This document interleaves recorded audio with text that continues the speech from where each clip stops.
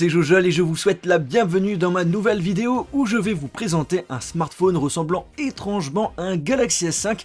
Il se nomme No One et j'ai vraiment été bluffé la première fois que je l'ai vu. Bien évidemment, ce smartphone ne possède pas les mêmes caractéristiques et fonctionnalités du Galaxy S5, mais à première vue, vous pouvez facilement le confondre avec un Galaxy S5. Je vous propose donc cette vidéo qui va vous permettre de détecter les différences afin d'éviter de vous faire arnaquer sur internet si vous souhaitez acheter un Galaxy S5. Au niveau de l'esthétique, on a tout de même du mal à voir la différence. L'appareil respecte le design du Galaxy S5, il est juste légèrement plus lourd avec 7 grammes de plus. J'ai en main un No One en blanc. Sur le devant vous avez des petits points gris comme le vrai Galaxy S5 mais moins prononcés. En haut vous avez un appareil photo frontal de 2 mégapixels, des capteurs ainsi qu'un voyant LED qui s'allumera lorsque vous allez avoir une notification. Et notez que sur le faux Galaxy S5 on n'a pas le nom de la marque Samsung en haut. En bas vous avez les deux boutons tactiles, retour et multitâche, et au milieu le bouton home qui est ici un bouton simple, vous n'avez donc pas de capteur d'empreinte digitale. On a un contour avec un effet métal comme le vrai, avec à droite le bouton Power, à gauche les boutons Volume.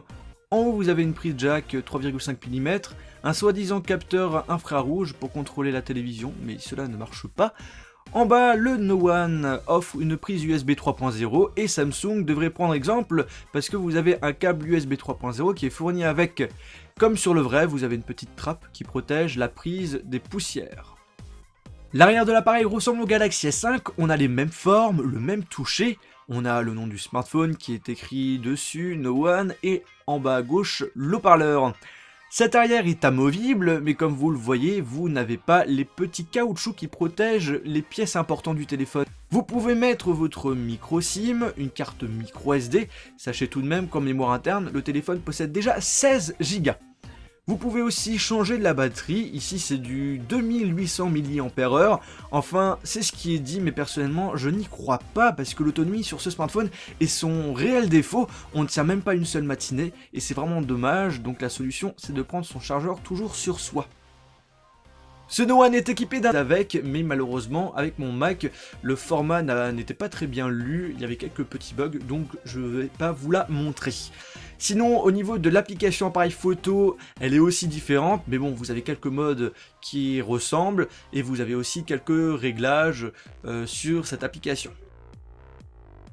La nouveauté sur le Galaxy S5, c'est un capteur cardio-fréquence-mètre qui mesure la fréquence cardiaque, et bien sur ce clone, vous en avez aussi un en dessous de l'appareil photo. Mais est-ce que c'est plus fiable? C'est à voir, mais en tout cas, ça a l'air de marcher.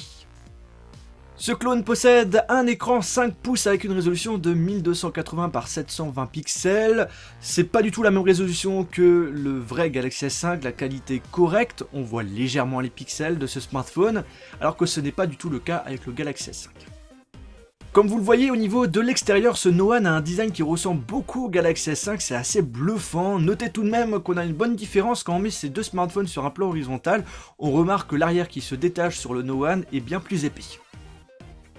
Parlons maintenant de la partie intérieure. Ce No One possède le système d'exploitation Android 4.2.2, c'est donc pas du KitKat malheureusement. Au niveau des caractéristiques, on a un processeur 4 coeurs 1,3 GHz et en RAM 1 Go, et pour la connexion internet c'est du 3G. J'ai fait quelques petits tests avec Antutu et Geekbench, les scores ne sont pas exceptionnels, mais ça suffit pour avoir un appareil plutôt fluide.